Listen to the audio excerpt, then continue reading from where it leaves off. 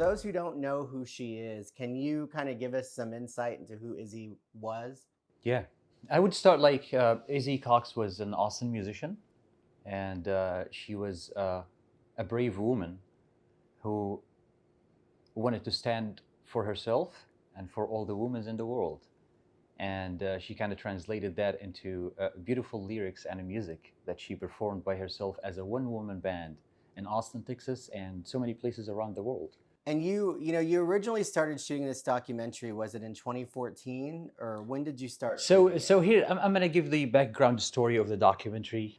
I had a gig in West Texas, in Odessa area, in 2014, and there was a one music venue that I used to hang out at. It's called the Blue Max at that time, and it was like an underground music venue that will host musicians from all over the place, mostly musicians who are traveling through Midland, Odessa area, through West Texas, coming back from the West Coast toward Austin or the Northwest.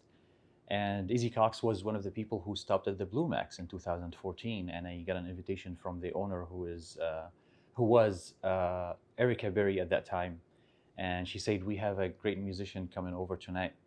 You should come over and hang out and check her out. I think you would be interested to see this."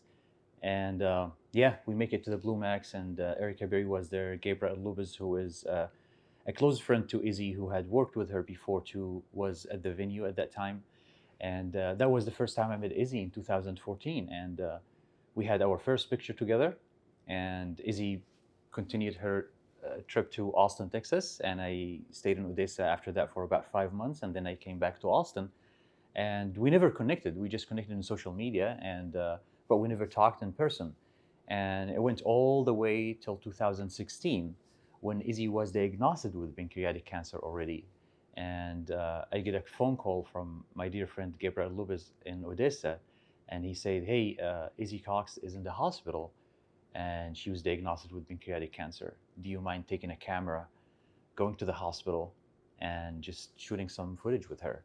We just want to talk to her and see how she feels today and what's going on with the pancreatic cancer." I took a camera, and I went to Seton Medical Center. And then the moment I walked into the room, Izzy was so happy to see me. I was so happy to see her. We connected and we talked a little bit.